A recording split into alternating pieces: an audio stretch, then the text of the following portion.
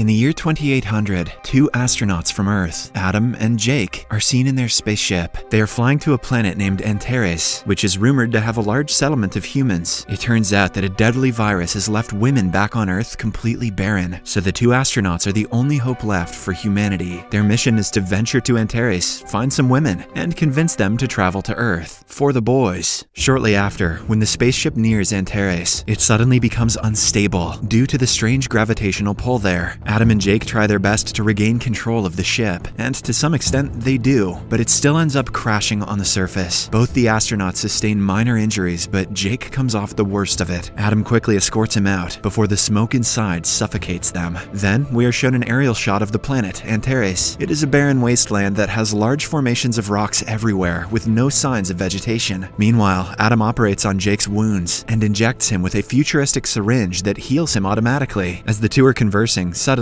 a dog's barking is heard. Up until now, they had believed that life on the planet was just a rumor, but with the bark, they get renewed motivation, and Adam starts following the sound. After a bit of wandering around, he comes across a primitive-looking boy, clutching his dog with a worried look. Adam tries to get near him, but the scared boy says the snakeheads are near, and runs away. Unfortunately, just after a few minutes, he is captured by the snakeheads, who appear to actually be women clad in primitive military costumes. They quickly knock the little boy out and take him into custody, while his dog runs away. On the other hand, Adam is inspecting the strange place when a massive earthquake rocks him. Scared, he immediately calls Jake via his high-tech watch and asks him to take a geoscan of the area. Following this, Adam ventures further deep into the land until he comes across a large temple. He covertly sneaks inside and is taken aback to witness a large number of women there. It turns out that on this planet, women rule everything, while men are forced to become slaves, and a few of them are used to procreate. Inside the temple, the women appear to be chanting some prayers for their serpent lord. Here, we get to know that the religious women belong to a cult, which is led by the fearless Taxan. Right then, the serpent lord also appears from the ground, which is a gigantic cobra. We are then introduced to the queen of planet Antares, Sumuru, who seems to be less than impressed by the cult's work. Meanwhile, the little boy from earlier is brought to the room. As Adam watches with shock and horror, Taxan reveals that the boy is about to be sacrificed to the serpent lord. Hearing this, the boy's sister Dove, who happens to be one of the queen's soldiers, starts fighting with Taxan's cult members. Here it is revealed that the women inside the temple are divided into two factions, one that works for Taxan and the other that follows the queen. As everyone watches on, Dove continues fighting alone, and suddenly the serpent lord swoops down and gobbles up one of the cult members. An enraged Taxan orders her women to capture Dove, but the queen stops them, claiming it was just self-defense. The two leaders almost get into an argument of their own, but just then, Adam, who has been hiding in a corner, gets a call from his friend, which alerts everyone in the room. Taxan immediately orders her soldiers to go after him, but Adam uses one of his high-end guns to create a diversion and flee. During the chaos, the little boy, Will, also manages to escape from the temple. After a while, Adam and the little boy catch up and head to the spaceship to escape this planet. However, before Adam can enter, he is shot in the leg by one of Taxan's women. Still, with the help of Jake and the boy, he manages to get inside the spaceship, but the arrow appears to be poisoned, causing him to slowly lose consciousness. Outside, the queen arrives with her own army and tells Taxan's cult gang to go away. At first, they refuse to comply, claiming that it is perfectly legal for women to kill men, but when Sumuru asserts that she is the queen and that she has jurisdiction over everything, they reluctantly leave. Following this, the queen enters the spaceship and confronts the aliens. She then takes out an anti-venom and injects it in Adam, hence saving his life. In the next scene, Adam and Jake are brought to the queen's residence, where they manage to meet up privately. Jake reveals that according to the geoscans he conducted earlier, he found out that the planet is dying, and that is why the earthquakes are so frequent. At max, the planet has 2 months before it ultimately self-destructs. Later, Adam is taken to the queen's chamber for interrogation. He introduces himself and mentions that he is from planet Earth. He also claims that the people on Antares are descendants from Earth, as some people were sent on a terraforming mission 1,000 years back. They regularly reported their findings for the first 100 years, but after that, all communication ceased. The Earth also went through a deadly war, and that is why they didn't try to find out much about their people on Antares. Hearing all of this, the queen is taken aback, but she nonetheless supports the claims, as their legend mentions of a planet called Earth. As the two continue talking, the topic of the snake cult comes up. Queen Sumuru reveals that due to the continuous earthquakes, the people reverted to religion, and that is when Taxan rose to power. She comes from an extremely noble family and believed that she was destined to become the queen. However, the people didn't elect her. This is why she has been gathering cult followers so that one day she can take the throne for herself. As for the large cobra, it just appeared out of nowhere. Shocked by the revelations, Adam tries to explain that the planet is dying and that everyone should immediately evacuate, but the queen doesn't want to listen to a man. Instead, she starts talking about why men are dominated on Antares. She reveals that long ago, the men ignited a large flash of light, which killed a lot of people. From that day onwards, the women have taken control over the land, and it is perfectly legal to kill men if they are found to be disobedient. Shortly after, the queen leads Adam to a primitive mine, where all the men are working as laborers. According to the queen, men are either used as slaves, for sacrifices, or occasionally used to procreate. The sight disgusts Adam, but when he tries to speak out his thoughts, he is beaten up and taken away. Unfortunately, while the guards are escorting him back to the queen's residence, they are attacked by Taxan's gang. The notorious cult members slay all of the queen's guards and apprehend Adam. Sadly, among the casualties is also Dove. As she breathes her last, her brother Will arrives to help her, but